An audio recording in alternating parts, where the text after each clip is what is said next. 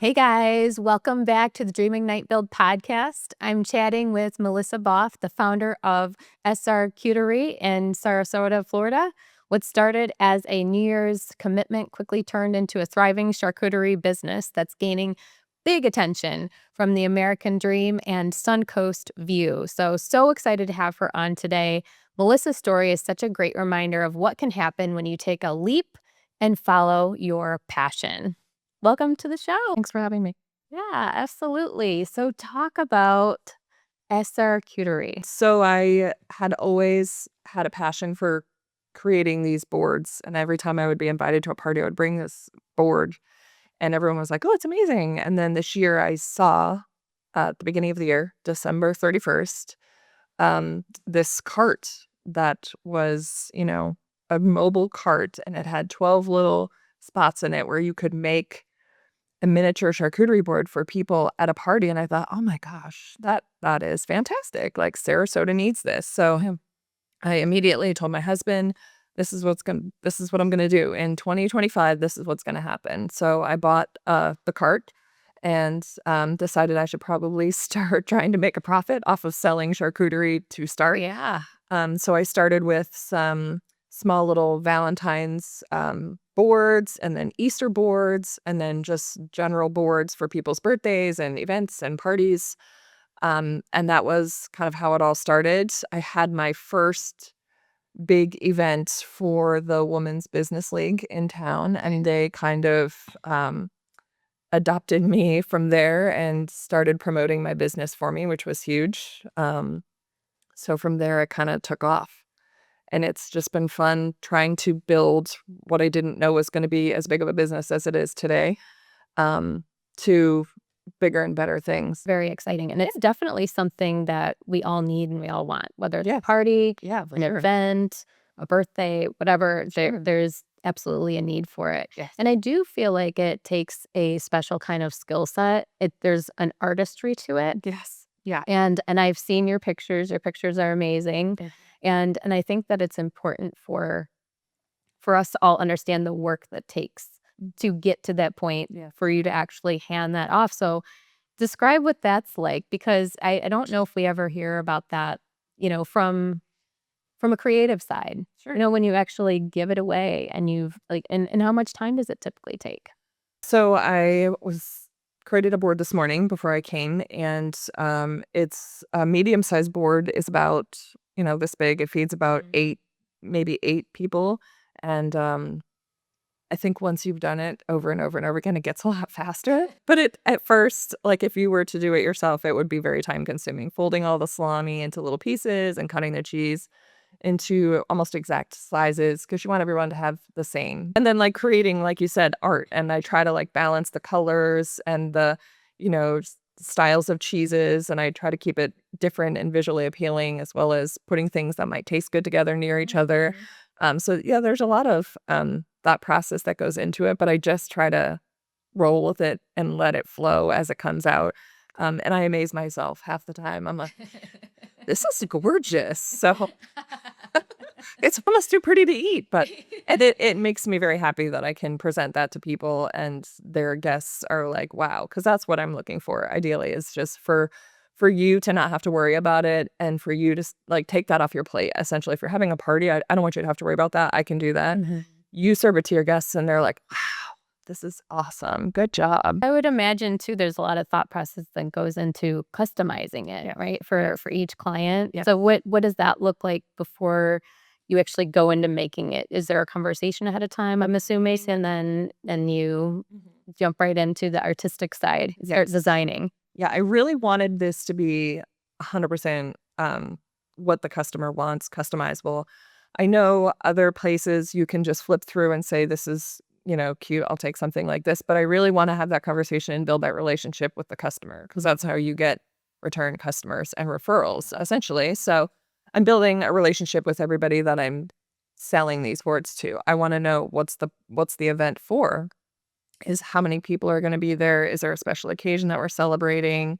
What's your favorite kind of cheese? Do you like Yeah. savory boards? Do you like sweet boards? So I'm just trying to get as much information as I can going from there, I've had a lot of people just say, I trust you. This is your specialty. Just do it, which is fun for me.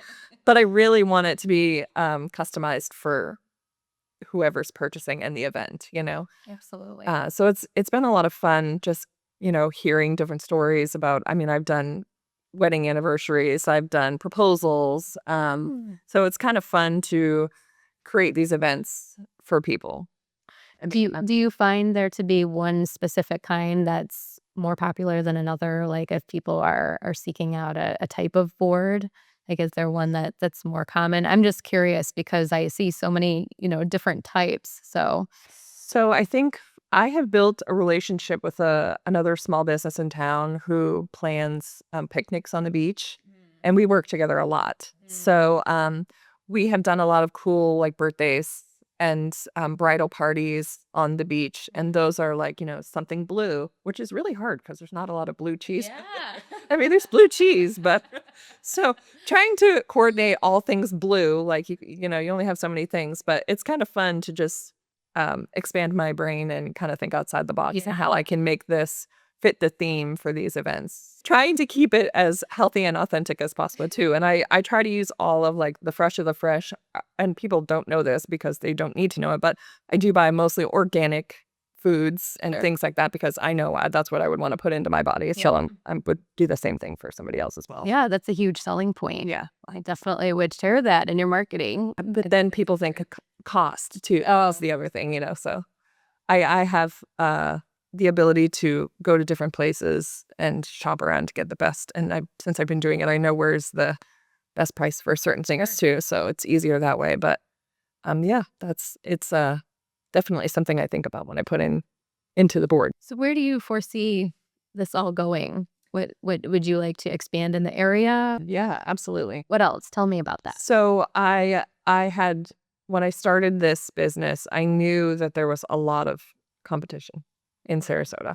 And I thought, how am I going to separate myself? Which is why I thought, oh, this cart is going to be amazing.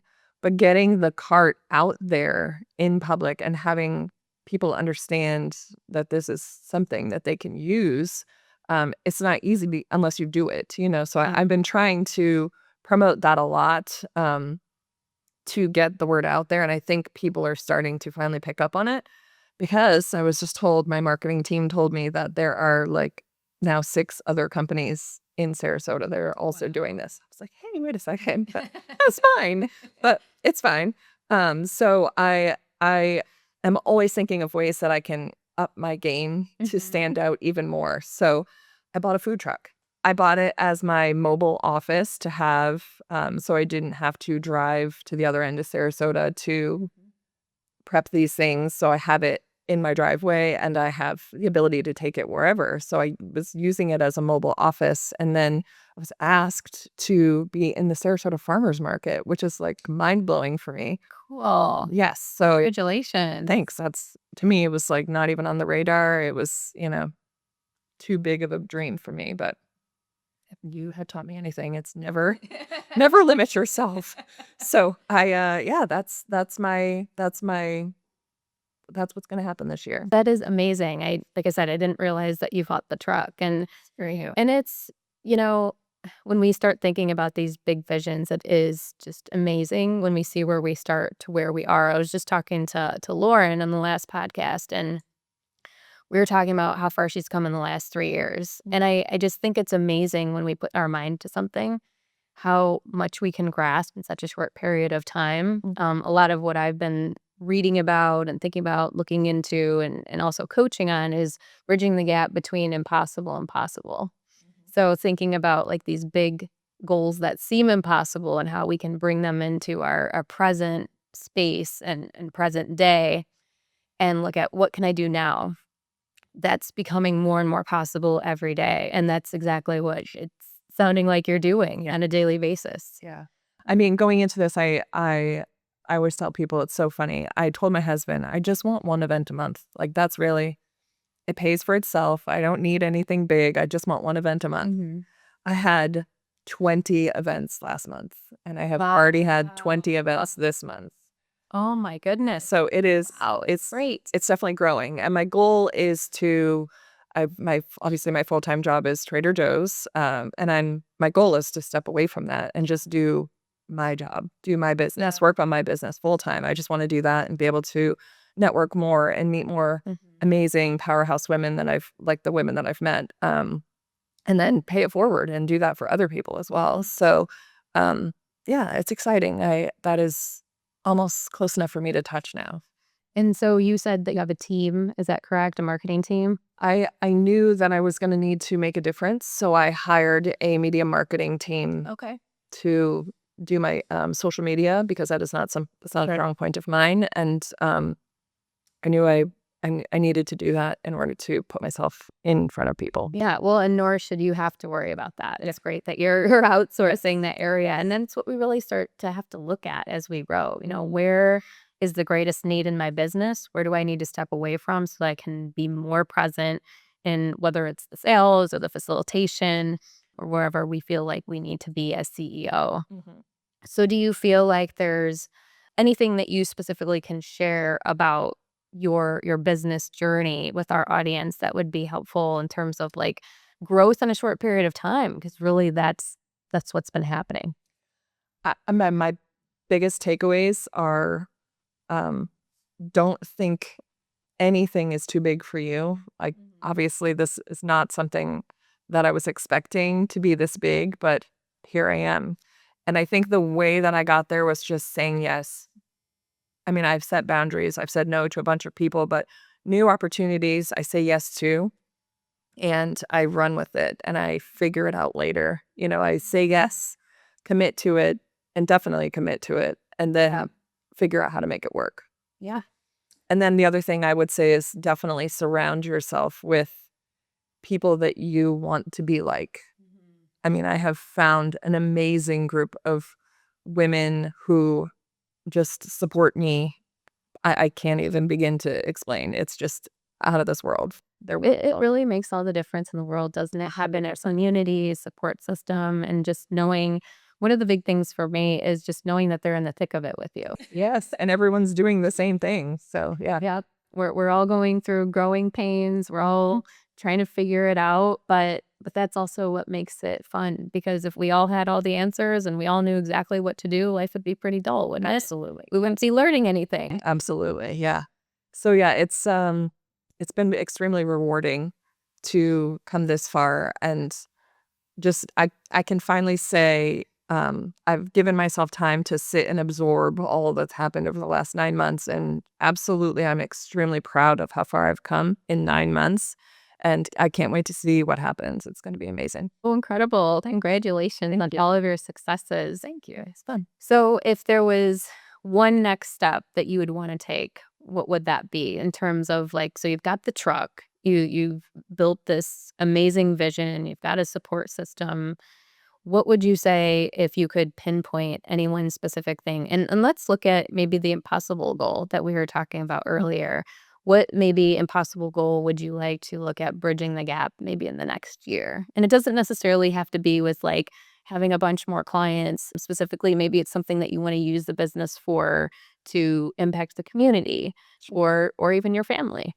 I think honestly my next big hurdle is going to be hiring a staff. Yes. Hiring a staff and managing a staff. That's what's going to be in the next probably 6 months. It's going to have to happen. And then, taking on that manager role, to do that, because it's not easy, Yeah. So, And I think eventually finding the manager that will then take your place. So then, of course, like you won't have to be managing or in the depth of it all the time. But I do think that it's good for us to be in the trenches, at least initially, and then the ins and outs of everything that people are doing. What are the essential changes that need to happen? What are the SOPs? What are the systems? What are the processes? Mode of communication? So all of that is part of the territory. Yeah. So yeah. but yes, I'm so excited for you. I'm so excited for Sarasota. I mean, I'm seeing it across the board. So many amazing entrepreneurs that are stepping in and fully unleashing their potential, working on becoming the best versions of themselves every single day. And I totally see that in you. And I see the confidence that's coming out. And I see your heart for truly wanting to make a difference in people's lives. And that's what it's all about, right? We want to serve, we want to give back, we want to make a difference, we want to help others. And so if you could leave the audience with something significant or special or important to you, or maybe something perhaps that you live by, what would that be?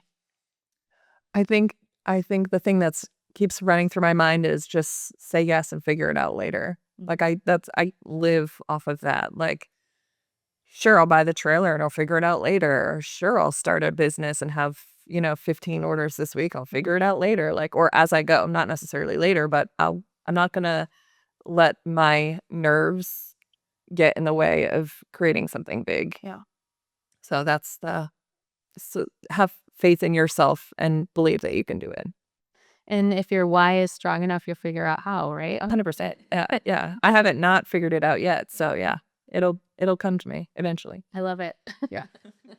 So how amazing was that, my friends? Melissa's journey shows that one bold decision can completely change your path. Be sure to follow SRQterie to see all the beautiful boards she's creating. And don't forget to subscribe to the Dream.Ignite.Build podcast for more inspiring stories of purpose and growth.